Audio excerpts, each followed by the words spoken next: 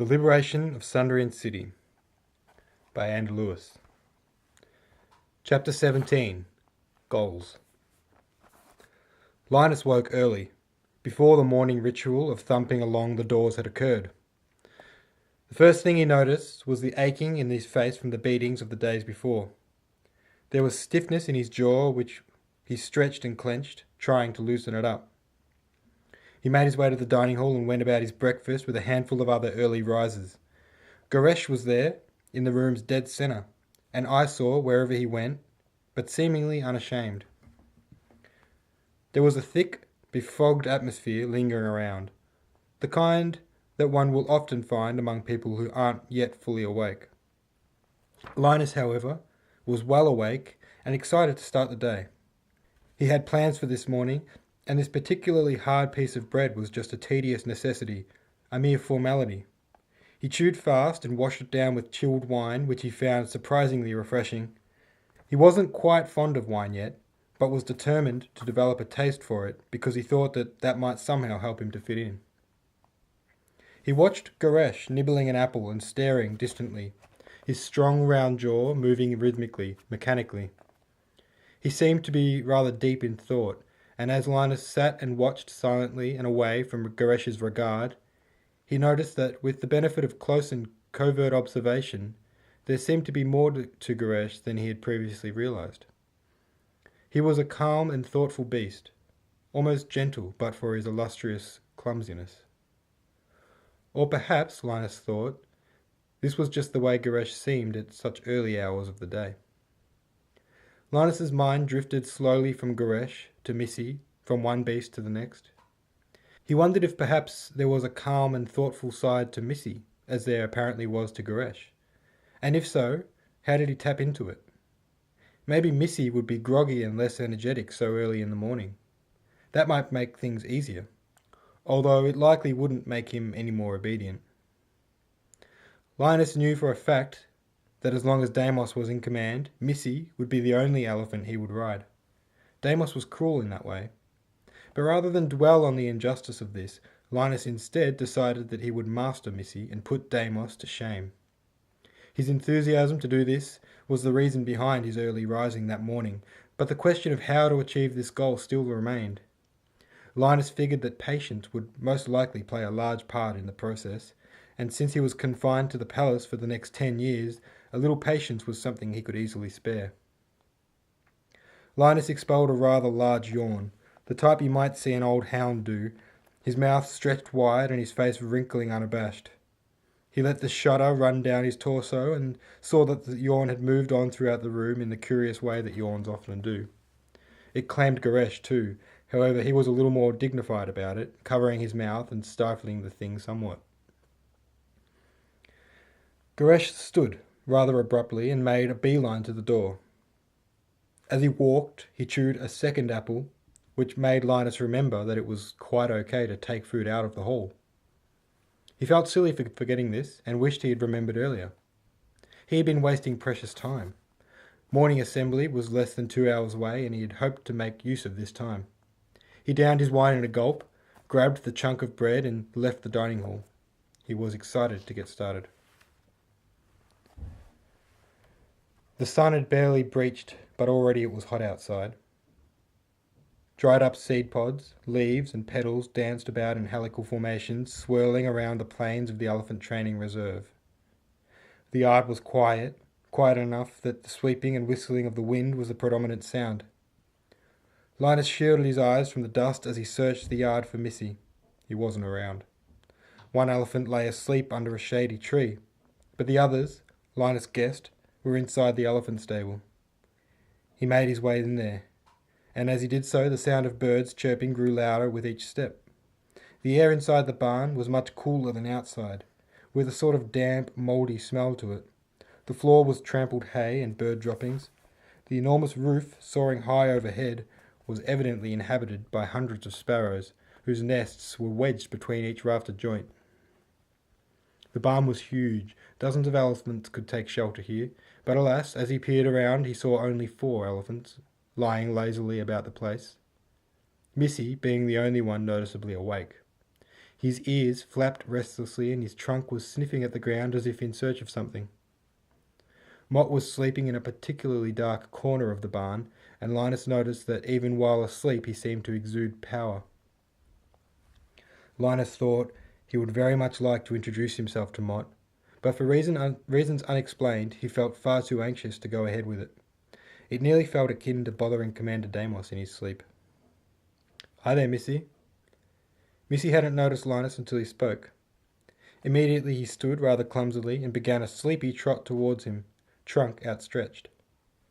Linus extended an arm to intercept the trunk, remembering the last time Missy sniffed at him and nearly bowled him over. "Good morning, boy. How are you today?" The trunk snaked around Linus's arm and extended around his back, pulling him into something that could only be described as an elephant hug. The answer to Linus's question was evident. Missy was happy today. As Linus peered around for Missy's harness, Missy seemed to read his mind and gave his arm a tug toward the far wall, which was cluttered with leather straps and iron fastenings piled around a rather messy workbench. Missy may have been a little unruly, but he sure had personality. Linus couldn't help but laugh when Missy flopped to his stomach to allow Linus to put the harness over. It was akin to playing with a puppy, a particularly strong and boisterous puppy that weighed several tons. Linus had never before fitted an elephant's riding harness, and as such it proved a rather difficult ordeal. To make matters worse, Missy's impatience grew exponentially as Linus struggled longer and longer with the many shackles and fastenings.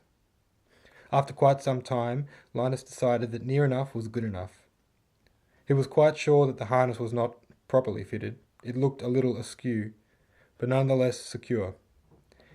He decided to take the chance to jump on Missy's back while he still laid flat on the ground. As he hoisted himself up, Missy leapt to his feet.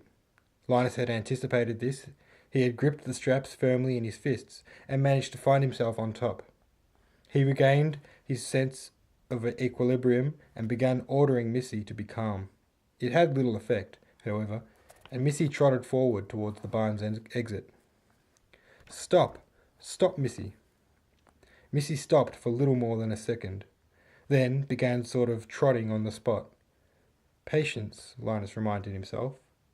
He took a deep breath, smiled, and trotted to the exit. For 1 hour, Linus and Missy repeated a very basic exercise, which was simply weaving between a long row of yellow pegs. Linus strained and strained against Missy, trying endlessly to slow him down and gain control. Patience and perseverance, try and try again. And Linus found that having prepared himself mentally for the situation, that is to say the situation of Missy being utterly uncontrollable, that he was not at all frustrated. He continually reminded himself that he had 10 years on his hands, and the thought soothed him. Indeed, rather than get angry, Linus found himself laughing at Missy's endless madness. He certainly was an energetic creature, and just plain funny. When the hour was up, Linus decided to end the session, having made very little progress. The one small advancement they had achieved was to realize that Missy seemingly responded better when a verbal command was preceded by his name. This small something was enough to satisfy Linus for now. A short while later, while Linus was trying to remove Missy's harness, Alman announced his arrival with a stern clearing of his throat, startling Linus. "What are you doing?" Linus turned, white-faced, to see, with some relief, that it was not Commander Deimos who approached. "Oh, Linus. How are you this morning?" "I was just—" "Oh, no, it's fine." He flapped his hand dismissively, and his craggy face turned kind. "Sorry, it's just I'm usually the first person in here, that's all. I was a little surprised to see you there. Shouldn't you be in the dining hall? Deimos will hold assembly fairly soon." "Yes, I'm heading there now, just as soon as I get this harness off." "Ah, leave it on. Save me the trouble." Alman was a kind and decent man, Linus decided then and there. They had only met 1 day ago, but he had been nothing but helpful since. Linus recalled how Alman had helped him recover from his beating in the dining hall and taken him to the training reserve and made a conscious decision to count him as a friend henceforth. A little while later in the dining hall, Linus seemed to go unnoticed to the commander's eye during the assembly, which suited him quite fine. The announcements were brief, and the only mention he received was an indirect one, when Deimos announced that rider training would start directly after lunch. That too suited Linus quite fine. He would head back to the Elephant Reserve and spend the morning with Almond lending a hand in the barn. The morning had blossomed into a beautiful one, strikingly hot, but the barn offered some relief.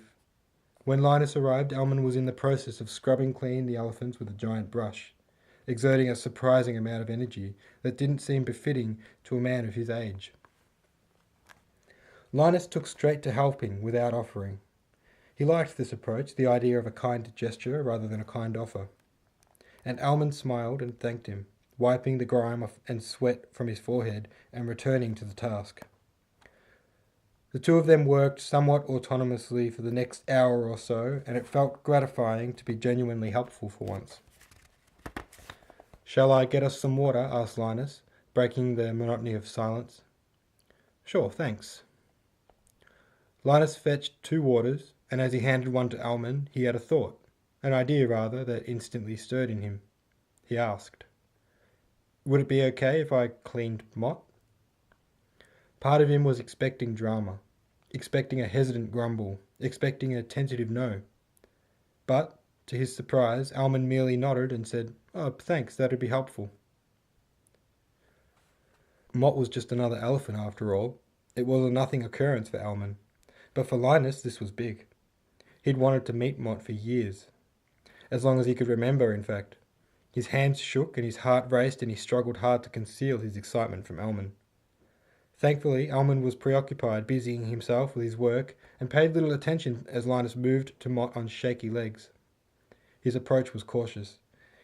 He didn't want to surprise Mott, so he shuffled his feet discreetly so as to alert Mott of his approach as gently as possible. Mott turned. His trunk flicked upwards gracefully, and Linus was surprised to find he was close enough already that it could reach him. It started at his shoulder and drifted down his body, sniffing at the bucket of water held tight in Linus's hand, then the brush in his other hand, and finally stopping at his feet. As this happened, Linus stood still, trying to convey confidence, but failing dismally. Linus wondered how he would clean this towering mass, which loomed so far beyond his reach, even with the length of the brush and the stepladder extending it. Mott gave a casual flick of his ears and seemingly lost interest. He dropped his guard, conveying all the indifference in the world. Linus went about his duty. "Hi, Mott," he said. "It's nice to meet you." Mott didn't seem to notice. How'd that go for you, meeting Mott? Linus had just finished the task and returned to the workbench, where Almond was tinkering with a harness strap. The question took Linus by surprise. Apparently Almond had noticed that it had been something of a big moment for Linus. Fine. I don't know what I was worried about." Almond chuckled. "You were worried?" Linus tried to eke out a laugh too. He could sort of see the humour in it, but felt that his trepidation could be justified. "I'll admit I was a little scared." "Scared?" "I mean, I would imagine that elephant is the only living creature that could call itself a friend of Commander Deimos." "A fair point." "I half expected Mott to treat me in the same manner Deimos does." "Ah, yes. Well, in that case I understand. But I'm going to let you in on a little secret here, Linus. And this is something that perhaps Deimos himself doesn't even realise." He leaned in close, and Linus felt his eyes dilate. "The friendship between them is entirely one-sided." "It is? You mean Mott doesn't like Deimos?" Well, it's not that he doesn't like him exactly. What I'm really getting at is this. Mott doesn't like any one man more than he does the next. In fact, none of these elephants do." The confusion was apparent in Linus's face. Almond continued, "It's true that we have forged a respectful, mutual relationship with elephants. They will work with us, obey orders, and even enjoy our company. They have accepted us into their lives, But Linus, it would be foolish to think for even 1 second that you have forged a personal friendship with one of these animals. They hold humans in a similar regard to how we would an ant. Imagine a single ant among a colony of ants marching along the pavement. Just one. Imagine if that one ant tried to forge a friendship with you. That is what we are talking about here. Sure, some elephants like humans. Take Missy, for example. He loves human company. But which human? It matters not to him. Linus struggled with this for a moment. He felt a mild pang of hurt. He thought his relationship with Missy was building, but now that he thought it back, Missy had seemed happy to see Linus even the very first time they met. Let me put it this way, Linus. If I were to ride Missy over here right now and instruct him to kill you, he would do it without a moment's hesitation, and wouldn't dwell on your demise for a second. Linus felt really hurt now. He peered over at Missy and tried to reason against the statement in his mind. The problem he found, though, was that he believed everything Elman was saying. In a way, he even felt as if he already knew this. I hope this doesn't diminish your respect toward the animals, Linus. They really are beautiful creatures, but to try to relate to them on a human level is foolish. Once you realize this and accept it, hopefully you can appreciate them as the creatures that they are. Linus was surprised to notice that he already could. What Elman was telling him made perfect sense, and he didn't think any less of the elephants for it. Sorry if that's hard to hear, offered Elman. No, actually, I think you're right. Well, if it's any comfort for you, think of it this way. If you were to instruct Mott to kill Deimos, the sentence was finished not in words, but by a suggestive tip of the head and a sly smile, and Linus found himself in laughter.